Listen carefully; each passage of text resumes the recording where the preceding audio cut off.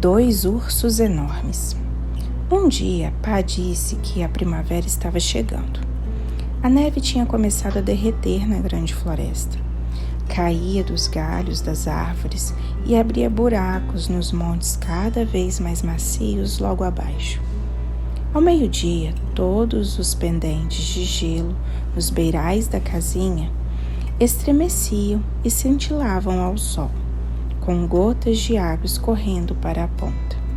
Pá disse que precisava ir à cidade, trocar as peles dos animais selvagens que havia pego em suas armadilhas durante o inverno.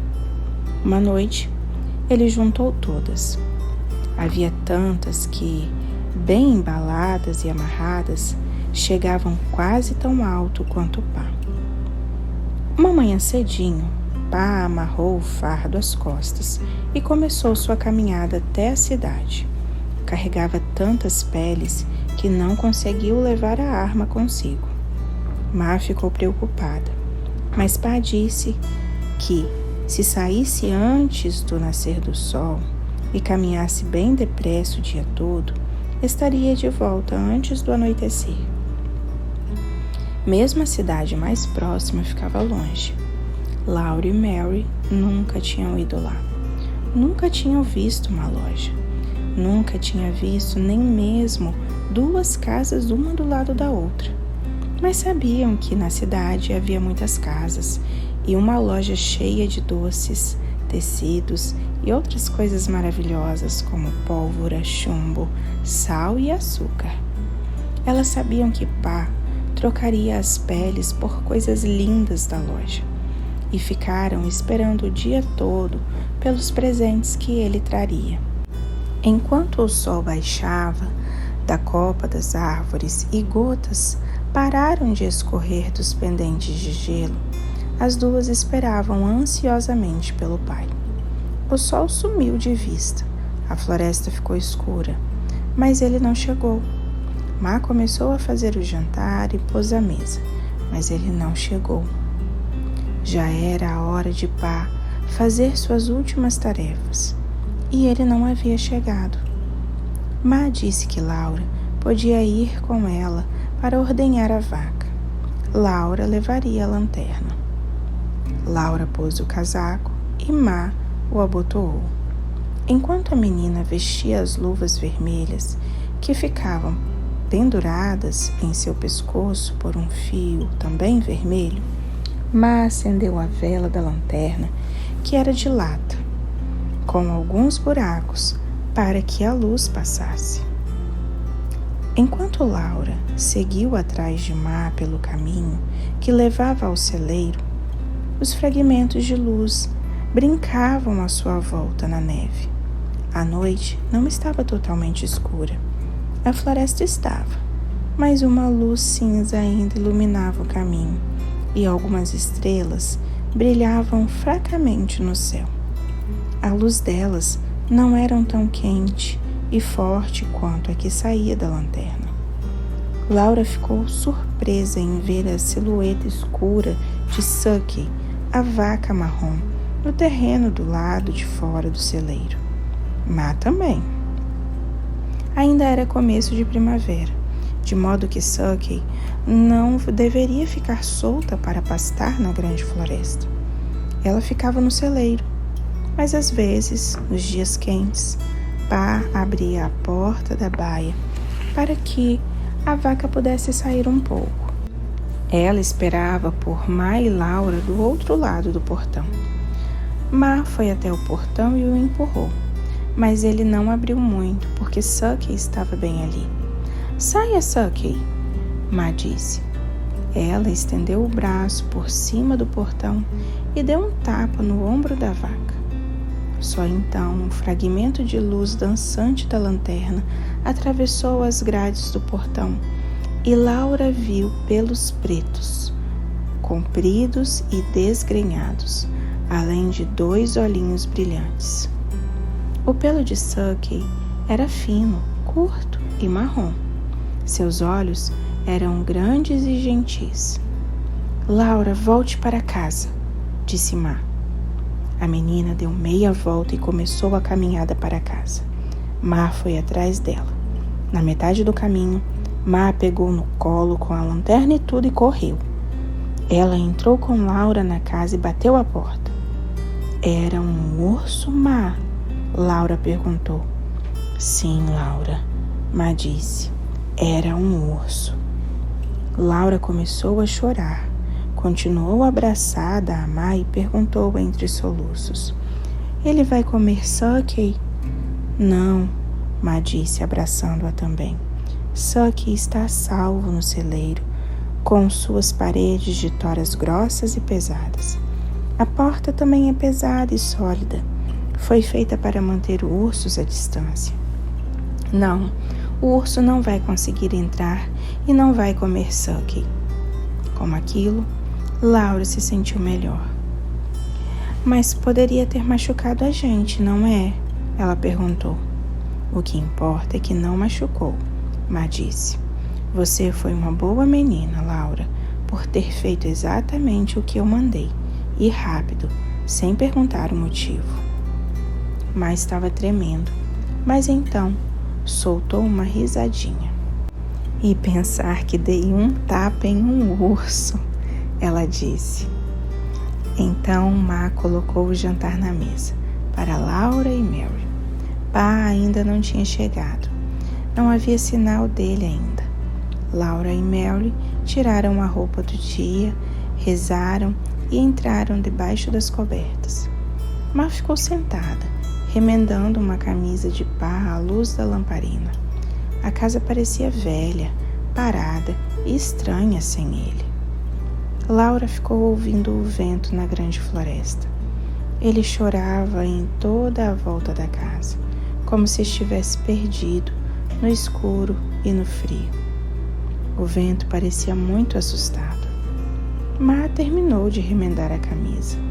Laura viu quando ela a dobrou devagar, com todo cuidado, e a alisou com a mão. Depois fez algo que nunca havia feito. Foi até a porta e passou o cordão no trinco, para que ninguém pudesse entrar sem o consentimento dela. Então voltou e pegou no colo Carrie, que estava dormindo na cama. Ela viu que Laura e Mary continuavam acordadas e disse: Vão dormir, meninas. Está tudo bem. Pela manhã, pai estará aqui. Então ela voltou à cadeira de balanço e ficou ali, balançando suavemente com a bebê nos braços. Ia ficar acordada até tarde, esperando o pá. Laura e Mary também queriam ficar acordadas até que ele chegasse, mas acabaram pegando no sono. Pela manhã, pai estava mesmo lá. Tinha trazido doces para Laura e Mary, 2 peças de um belo tecido para que Ma fizesse um vestido para cada uma.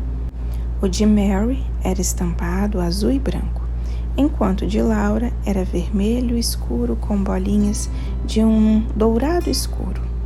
Ma também ganhou uma peça de tecido para um vestido. Era marrom, com folhas estampadas em branco. Estavam todos felizes porque Pa havia conseguido um ótimo preço pelas peles, o que lhe permitira voltar com presentes lindos. Havia pegadas do urso rodeando todo o celeiro e marcas de suas garras nas paredes. Mas Sucky e os cavalos haviam ficado a salvo lá dentro. O sol brilhou o dia todo, a neve derreteu e a água escorria dos pendentes de gelo, que ficavam cada vez mais finos. Antes que o sol se pusesse, as pegadas de urso não passavam de marcas sem forma na neve úmida e macia. Depois do jantar, Pa pegou Laura e Mary no colo e disse que tinha uma história nova para contar. A história de Pa e do urso que ele encontrou no caminho. Enquanto seguia para a cidade ontem, com as peles, tive dificuldade em andar na neve macia. Levei um longo tempo até lá, de modo que outros homens com peles tinham chegado mais cedo para fazer seus negócios. O dono da loja estava ocupado e tive de esperar até que ele pudesse olhar o que eu tinha. Depois tivemos de negociar o preço de cada item, e só então pude escolher o que queria em troca. Por isso, o sol estava quase se pondo quando comecei a voltar. Tentei me apressar, mas o caminho era duro e eu estava cansado. Quando a noite caiu, não tinha ido muito longe. Estava sozinho na grande floresta e sem arma. Ainda restavam 10 quilômetros de caminhada e segui tão rápido quanto podia. A noite foi ficando cada vez mais escura. Eu queria minha arma porque sabia que alguns ursos já deviam ter saído da hibernação. Tinha visto seus rastros no caminho de ida naquela manhã. Nessa época do ano, os ursos estão famintos e furiosos. Passam o inverno todo em suas tocas sem comer, de modo que acordam magros e raivosos. Eu não queria encontrar um deles. Acelerei tanto quanto pude na escuridão. De vez em quando, estrelas iluminavam meu caminho. Continuava escuro como breu nos pontos em que a vegetação era densa, mas nas clareiras eu enxergava um pouco. Via um pouco da estrada adiante e via as árvores que me rodeavam nas sombras. Ficava feliz quando chegava a uma árvore aberta à luz fraca das estrelas. O tempo todo eu ficava atento, tanto quanto possível, à possibilidade de ursos. Tentava identificar os sons que eles fazem quando se embrenham nos arbustos. Então saí em outra clareira e ali, bem no meio da estrada, vi um urso preto enorme. Ele estava de pé nas patas traseiras, olhando para mim. Seus olhos brilhavam. Vi seu focinho, vi até mesmo suas garras à luz das estrelas. Meus cabelos se arrepiaram. Congelei no lugar na mesma hora. O urso não se moveu. Ficou ali, olhando para mim. Eu sabia que não adiantaria tentar contornar o animal. Ele ia me seguir rumo à parte fechada da floresta, onde enxergaria melhor que eu. Eu não queria lutar com um urso morto de fome depois do inverno. Ah, como eu desejei estar com a minha arma. Para chegar em casa, precisava passar por ele. Pensei que, com um susto, talvez o animal saísse da estrada e me deixasse seguir meu caminho. Inspirei fundo, gritei com todas as minhas forças e corri na direção dele, movendo os braços. O urso não se moveu. Não cheguei muito perto dele, claro. Parei e o olhei, e o urso ficou olhando para mim. Então gritei de novo. Ele não se moveu. Gritei e sacudi os braços um pouco mais, e o urso não se alterou. Bem, correr não adiantaria nada. Havia outros ursos na floresta. Eu poderia deparar com um a qualquer momento. Podia lidar com aquele tanto quanto qualquer outro. Além do mais, estava voltando para casa, para vocês e para Mar. Nunca chegaria aqui se corresse de tudo o que me assustasse na floresta. Então olhei em volta e encontrei um galho firme e pesado, que tinha se quebrado com o peso da neve e que eu poderia usar de porrete. Eu o ergui com as 2 mãos e corri na direção do urso. Desci o galho com todas as forças e dei com ele na cabeça do urso. Bah! Ele continuou ali, porque na verdade não passava de um tronco de árvore carbonizado. Eu tinha passado por ele pela manhã, a caminho da cidade. Não era urso coisa nenhuma. Só achei que fosse porque vinha pensando em ursos, com medo de encontrar um. Não era mesmo um urso? Mary quis confirmar. Não, nem um pouco. Eu tinha gritado, dançado, sacudido os braços, mas estava sozinho na grande floresta, tentando assustar um tronco. No nosso caso, era um urso mesmo, disse Laura. Mas não ficamos com medo, porque achamos que era Suckey. Pá não disse nada, só abraçou com mais força. Nossa, O urso poderia ter devorado Ma e a mim, Laura disse, aconchegando-se nele. Mas não fez nada, mesmo depois de Ma lhe dar um tapa. Por que será? Acho que ele ficou surpreso demais para fazer alguma coisa, Laura. Pá disse. Deve ter ficado com medo, com a luz da lanterna nos olhos.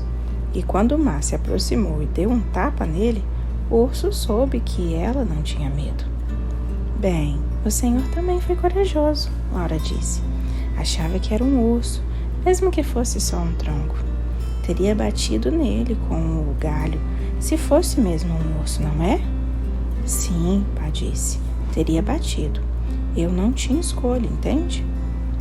Então, Ma disse que era hora de ir para a cama.